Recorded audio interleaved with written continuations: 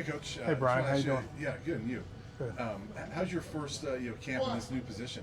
Yeah, it's been great. We've had 7 practices. The guys are making a lot of progress. It's just all about development right now, getting lined up in the right position, playing hard, running to the football.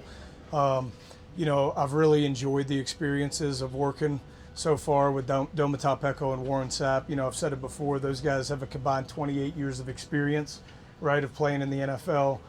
Peko's in the Polynesian Hall of Fame. Obviously Sapp's a first ballot Hall of Famer. Those guys bring the juice and they bring the energy, and they're a pleasure to work with. Go ahead. Quency Wiggins is somebody that Coach Prime mentioned of being impressed with him during spring ball. What have you continued to see out of his game? Yeah, well, first off, his attitude and effort has been tremendous every day, and he's doing a really good job. He's got the size, speed, height, weight, athletic ability, kind of checks all those boxes. We've got a good rotation going right now. He's gotten some reps with the ones. I love where he's headed right now. Just need to continue to work on the fundamentals and, assignment sound, knowing where to be, when to be there, knowing what the call is. But I'm very, very proud of Quency. He's had a great camp so far, and he's going to continue to get better and better. Okay. Hey, you have something like 160 years combined experience of NFL experience on this staff. Thanks for that stat. I guess how much did that come into play when Coach Prime was going through what he went through, and you guys just had to manage the store without him? Yeah, no, it was great. I mean, it's team, so it's everybody being on the same page. I mean, obviously, Coach Prime's put a tremendous staff together. There's a lot of wisdom. There's a lot of knowledge. Guys know what they're doing. But I think the coolest thing about our staff is it's always like a collaboration of guys working together.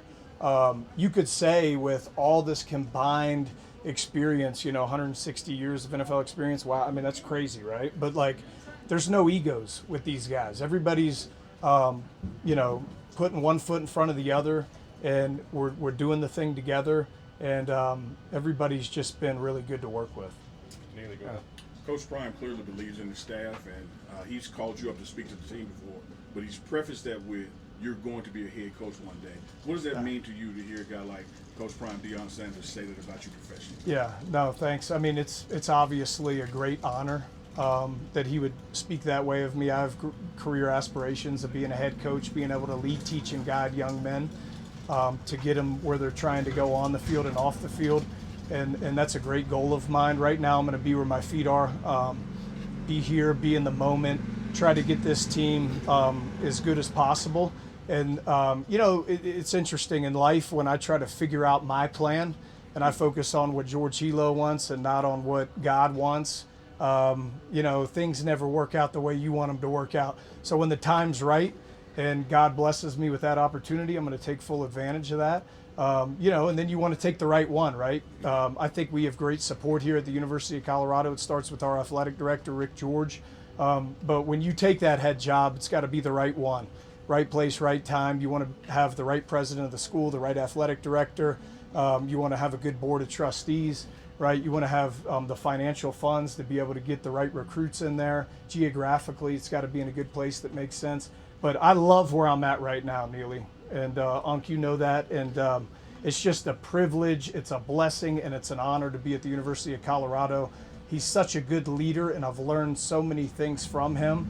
And then, of course, some of the other coaches that I've been around, it's kind of, you take a mixture in every recipe of being with Nick Saban twice, and being with Jim Harbaugh, and being with Kirby Smart, and Jimbo Fisher. The list goes on. But you take, everything that you've learned from all of these coaches, and you just put together, your plan in your bucket, and when the time's ready, I'll be ready. Leo, go ahead. Hey, Coach, when you look at the fact that this is a player-led team, who do you think are the players who are really standing out to you in leadership? Yeah, Arden Walker's the first one that comes to mind. I'm really, really happy with his progress. We have a D-line group text message thread, and he'll always send stuff, the day before practice, let's be ready to go today, and the guys instantly respond to him.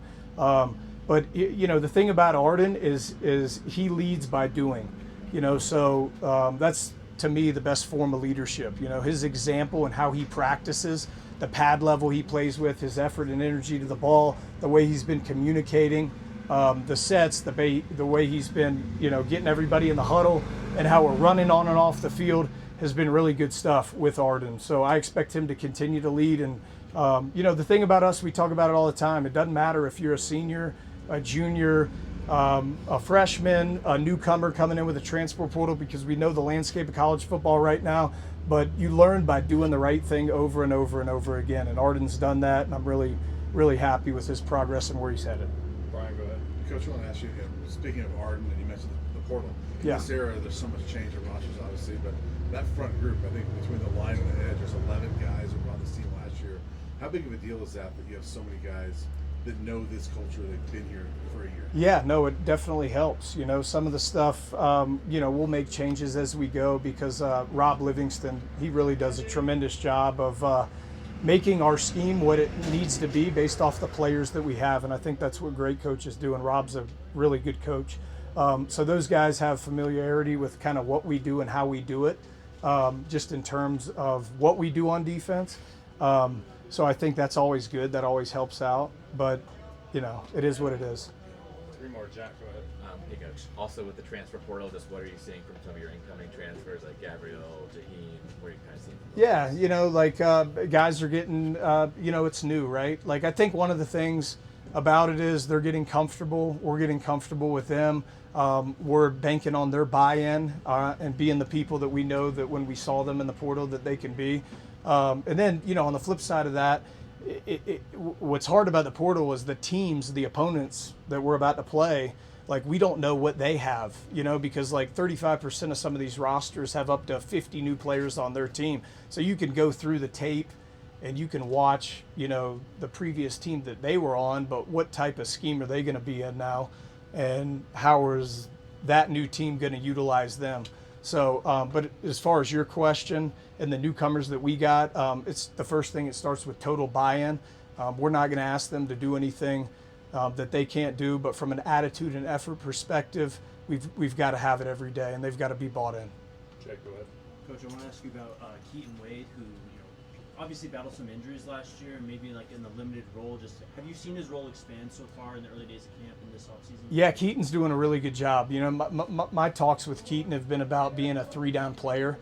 We used him, halfway through the season last year, and it was mainly on third down. And what we asked him to do, he did a really good job of. He went in, made some plays. The Arizona game speaks out to me. Had a couple sacks. But being a three-down player, right? Being able to play the run and pass, and being able to set edges, and doing that on early downs is important. But not only for Keaton, we want that to be the whole group, all right? Because we're trying to push these players to be the best versions of themselves. But for the guys that get an opportunity on the team, they've got to be able to play first and second down, all right? And you see all the guys, I show them clips of Aiden Hutchinson when I was back at Michigan, and a lot of them are him not rushing the passer. It's a lot of him setting edges, the violence that he played with in the run game and knocking guys back. And then you see these $40 million guys that are signing these deals, the Myles Garretts of the world, the Bosa brothers, and then, you see the guy from Vegas. Those guys play the run, man, and they're very active and disruptive on first and second down. So us collectively, as a group of edge guys, we want to be able to set the tone on first and second down and earn the right to rush the passer on third. Nick, go ahead. Hi, Coach. Curious, how do you measure progress during fall camp? Are there any milestones that you look for during this time of year? Yeah, it's just always being on the rise. Fall camp's a grind, and it's about sacrifice and teamwork, and it's about commitment, and it's about getting better every day. And, our point of emphasis with the players is they got to do a good job of taking care of each other on the offensive and defensive side of the ball, and taking care of their bodies, getting in the hot tubs, the cold tubs. We have great facilities around here at the University of Colorado, so they have opportunities to, get anything and everything that they need. And then just to push one another, taking one step at a time. A big thing that we've been focusing on is when we make a mistake on the field, it's going to happen. Go to the next play, have a quick memory. You've got to have that in football. And then the great part of fall camp is getting all this meeting time. We're getting these guys after practice. We're getting them in meetings, through the day. We have walkthroughs, and we're treating those walkthroughs just in terms of getting our steps and hand strike and all that, as if we were getting a rep first game of the season versus Georgia Tech. So I think we just got to always be on the rise, be very attention to detail in what we're doing and how we're doing it, and just doing the things we need to do. Last one, Neely, go ahead. Coach, when you're in your drills or position meeting rooms, you stress two things.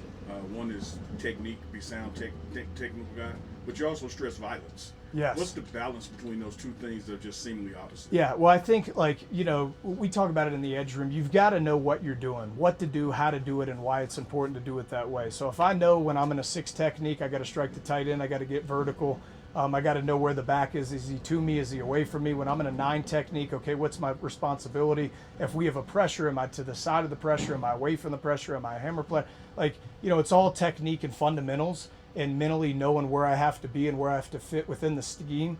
All right, but then when it comes down to it in the ball snap, I've got to be elbows in, knuckles out, thumbs up, setting edges with violence. All right, and then we want to be really good that when we get knocked back, all right, and our pad level's good, just how we disengage and how we find the football. All right, and that is big for us. That's big for the guys. They know that. Again, with Pecco and Sapp, those guys were very violent players for the time that they played in the NFL. So that's just who we are and who we want to be as a group, and that's stuff that we're going to preach every day. All right, but it starts with our leader, and I talk about this all the time, Coach Prime. You know, it's no good if one guy's doing it. So we're preaching on defense, and Robert Livingston's done a heck of a job of saying every play, man, we've got to have 11 guys chasing the football and playing together as a unit. All right, thanks, Coach. Thank you, Coach. Yeah, thank you guys. Appreciate